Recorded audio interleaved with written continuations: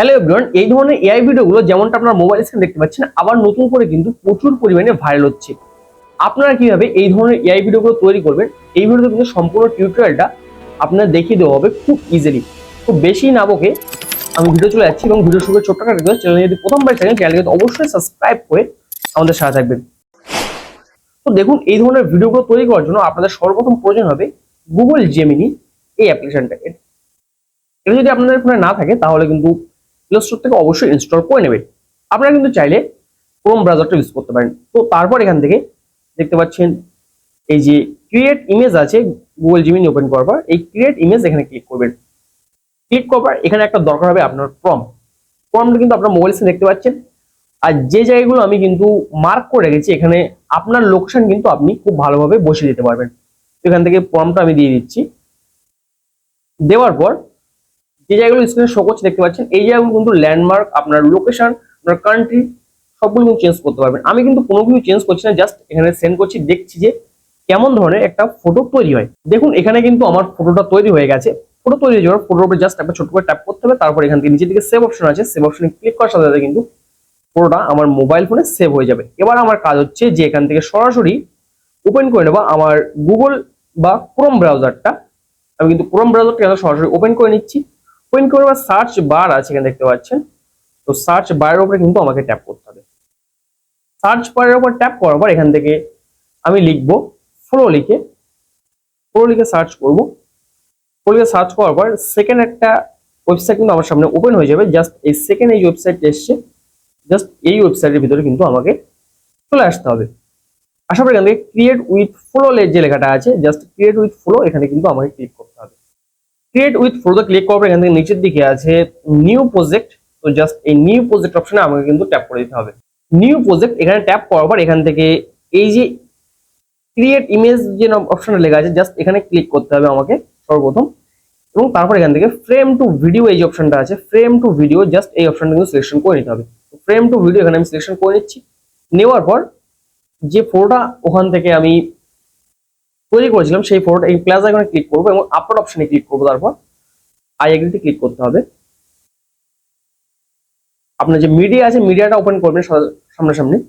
Open করে আপনার যে ফটোটা আছে জাস্ট ফটোটা এখান থেকে সিলেকশন করবেন। সিলেকশন করার পর এখান থেকে ফটোটা ক্রপ করতে বললে আপনি just save crop and save এখানে ক্লিক করবেন।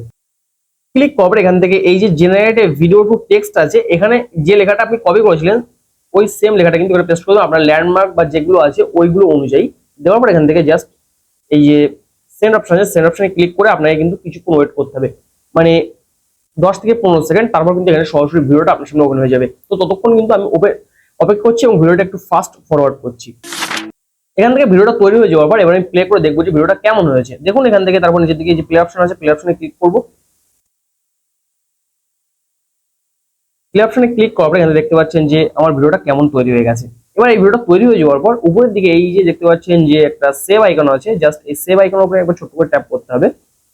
ট্যাপ করে এখান থেকে অরিজিনাল যে সাইজ আছে জাস্ট অরিজিনাল সাইজের উপরে ক্লিক করে ভিডিওটা কিন্তু আমার এখান থেকে ডাউনলোড করে নিতে হবে। ডাউনলোড করার পর সরাসরি কিন্তু আপনি এই ভিডিওটা কোনো প্ল্যাটফর্মে আপলোড করতে পারেন। এখানে কিন্তু কিছু এডিটিং আপনাকে করতে হবে। কিভাবে এডিটিং করতে হবে দেখুন, এর জন্য ক্যাপকাট কিন্তু আপনারা ওপেন করে নেবেন আপনার মোবাইল ফোনে, অথবা যে কোনো এডিটিং সফটওয়্যার কিন্তু ইউজ করতে পারেন। ইনশট বলেন, কাইনমাস্টার বলেন, ভিএন বলেন, যে কোনো এডিটিং সফটওয়্যার কিন্তু ইউজ করতে পারেন আপনারা। তো তারপর এখান থেকে জাস্ট এই যে নিউ প্রজেক্টের উপরে ট্যাপ করবো এবং ভিডিওটা আমি কিন্তু সিলেকশন করে নেবো।